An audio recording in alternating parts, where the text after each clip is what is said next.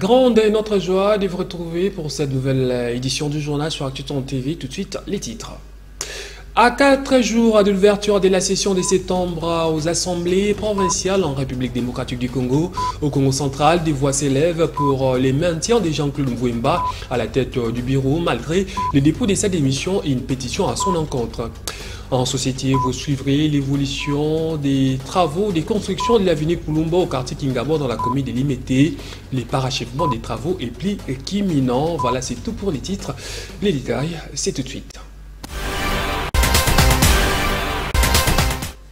Bienvenue à tous, si vous nous rejoignez ouvrons ce journal par les procès Bukanga Lonzo qui est renvoyé au 9 octobre prochain. Décision du juge de la Cour constitutionnelle prise à l'audience de lundi après la présentation par les avocats d'Augustin Matata Ponyo d'un certificat médical qui impose 45 jours de repos à cet ancien Premier ministre. Pour les présidents de la Cour constitutionnelle, les prévenus, Matata Ponyo devra comparaître personnellement lors de la prochaine audience, peu importe son état de santé.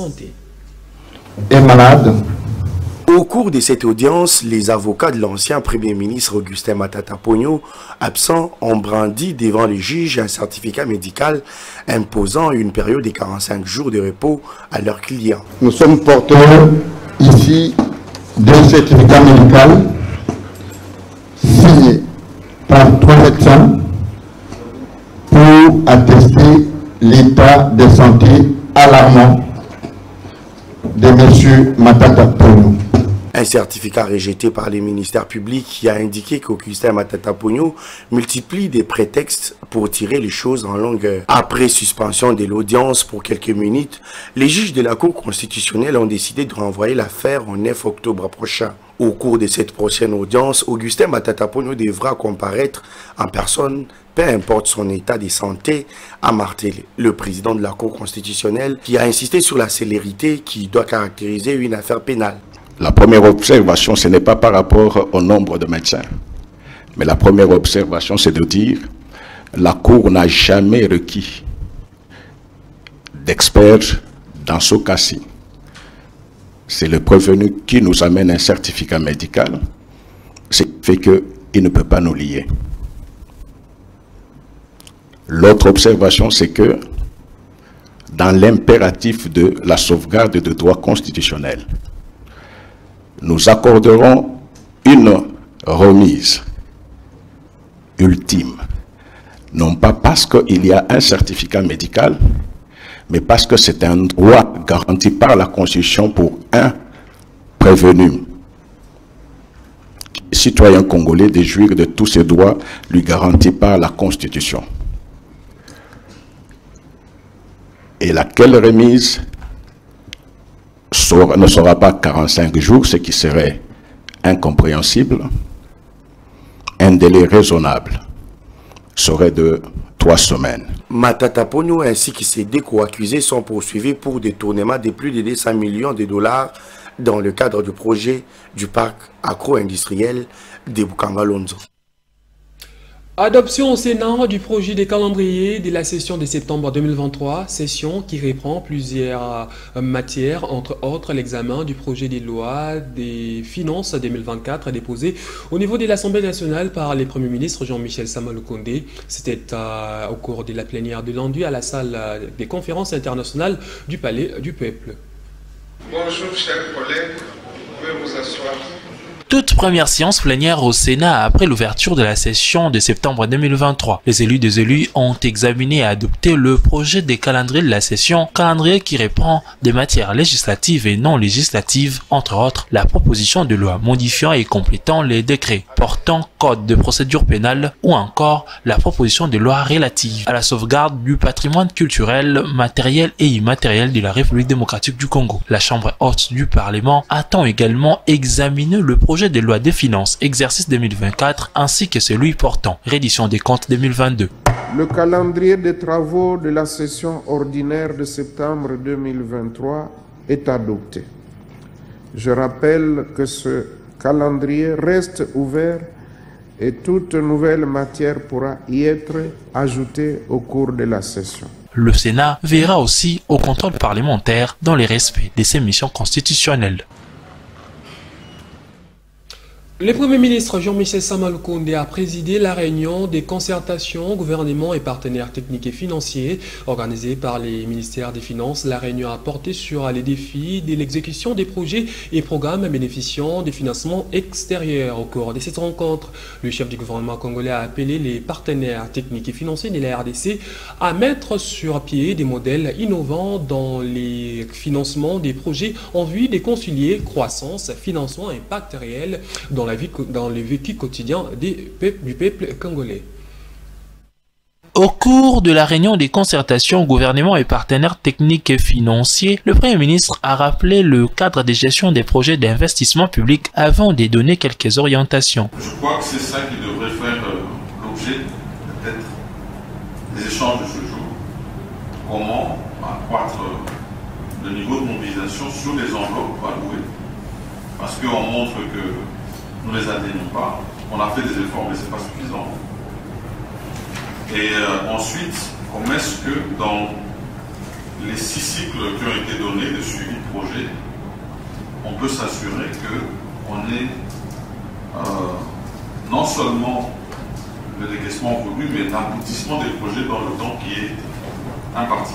C'est pour ça que j'ai tenu, moi, à rappeler le rôle des uns et des autres, parce que c'est important à partir de ce moment-là que ça soit respecté. Jean-Michel Sama Lukonde a martelé sur les attributions des ministères telles que fixées par l'ordonnance du 7 janvier 2022. Organisée par le ministère des Finances, la réunion, faut-il les rappeler, avait pour entre autres objectifs de plancher sur les défis de l'exécution des projets et programmes bénéficiant de financements extérieurs. Dans les restes de l'actualité, les vice-premiers ministres en charge de l'Intérieur et Sécurité, Peter Kazadi, a reçu les présidents de la conférence épiscopale nationale du Congo, Sanko, accompagnés des monseigneurs de l'Antier-Soulé. Au menu de la rencontre, la matérialisation de l'accord cadre entre les 100 sièges et la République démocratique du Congo, un partenariat noué en 2016 et implémenté en 2022 à travers la signature des 5 accords spécifiques portant notamment sur les domaines de l'enseignement de la religion dans les écoles.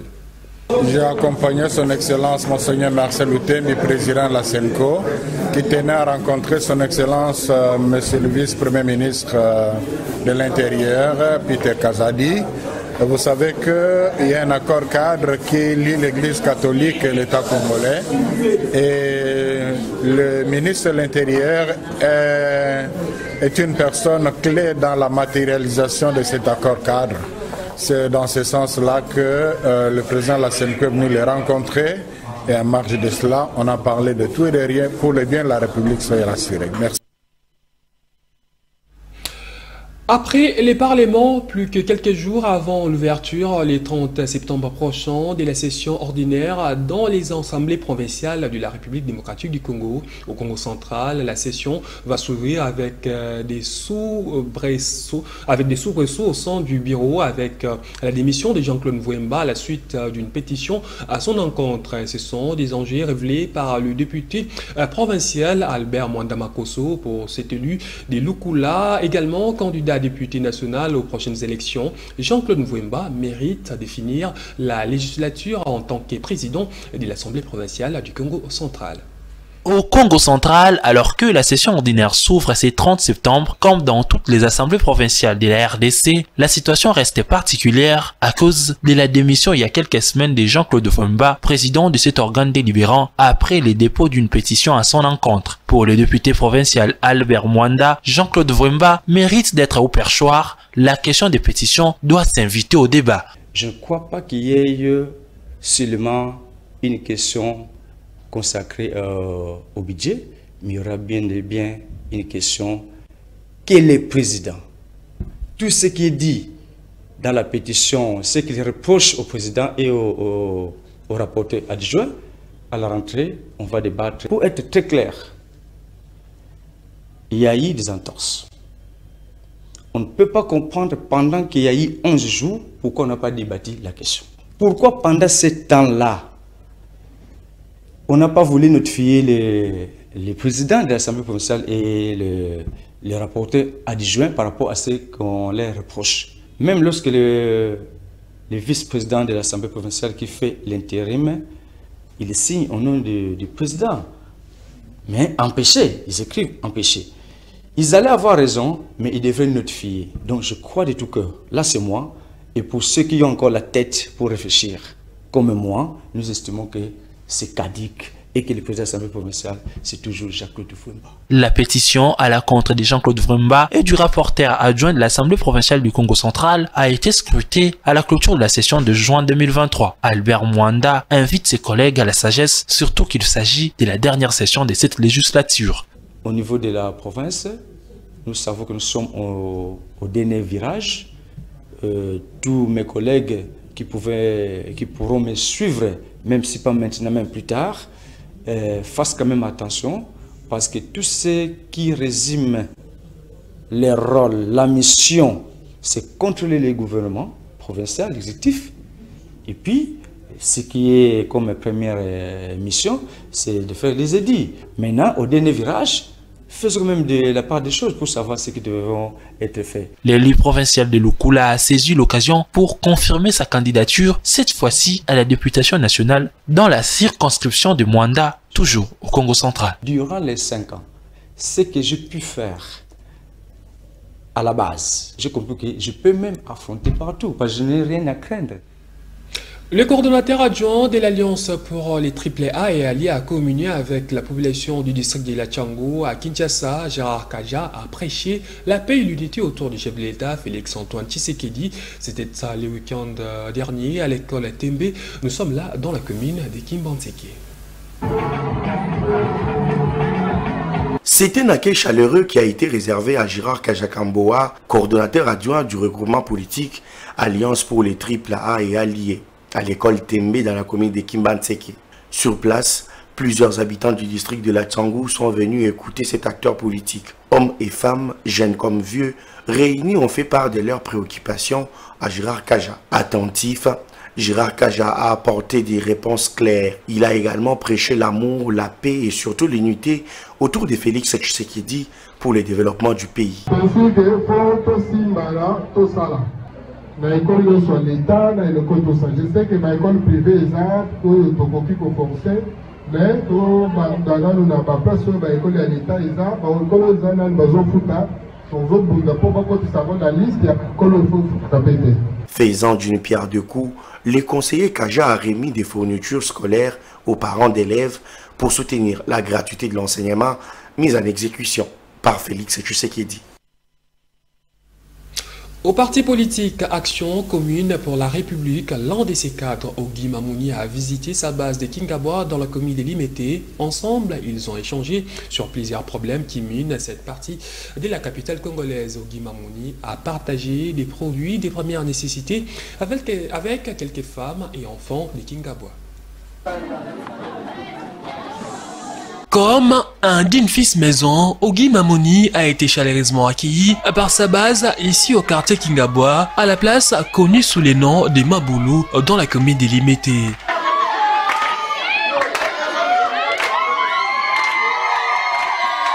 Accompagné de quelques membres de son parti politique Action Commune pour la République, ces candidats à la députation nationale dans les districts de Moamba voulaient par sa visite palper du doigt les problèmes des Congolais de ces coins de la ville.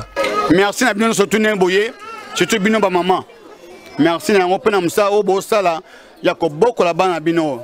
La communion était perceptible entre la population et Ogi Mamouni qui a partagé un déjeuner avec sa base. Après avoir reçu les doléances, les cadres du parti d'Eliezer Ntambwe a remis quelques vivres et non-vivres à cette population. Alors avec ça, vraiment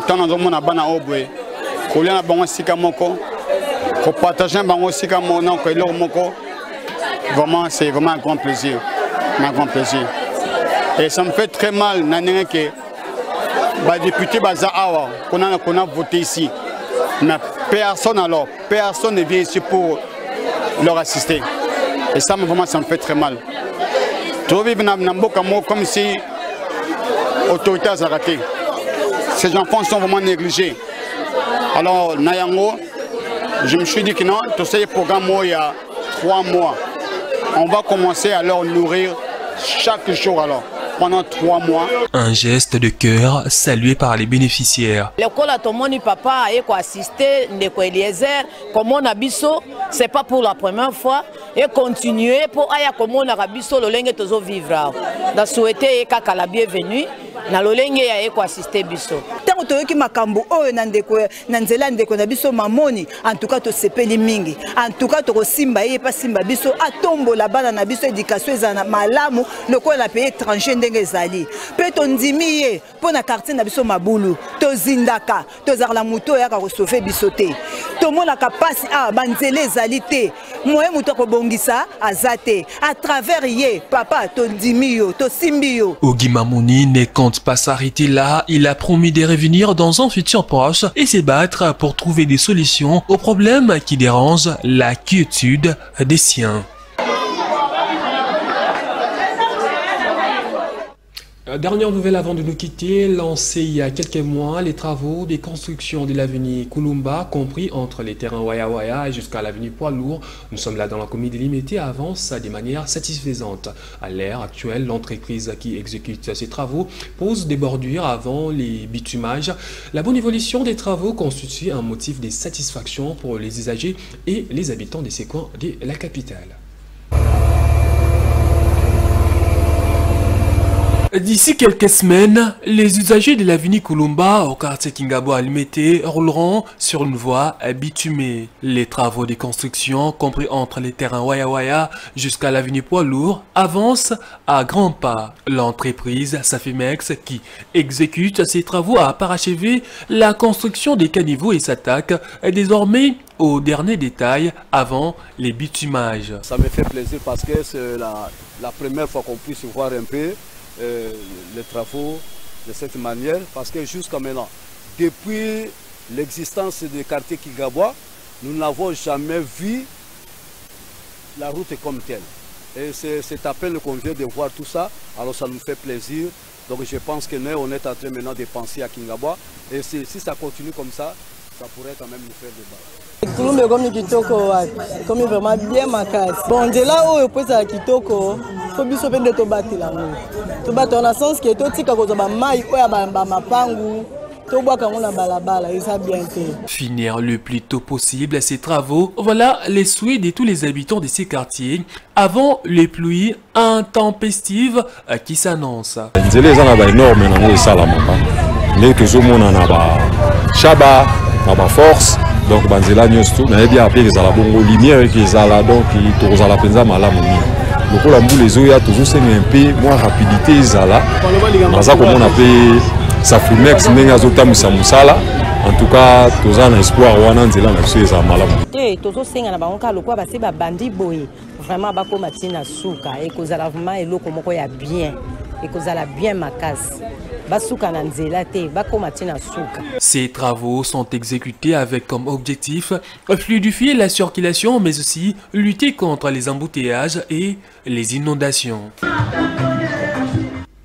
Fin de cette édition du journal. Grand merci à vous de nous avoir suivis et bonne suite à des programmes sur Artuton TV.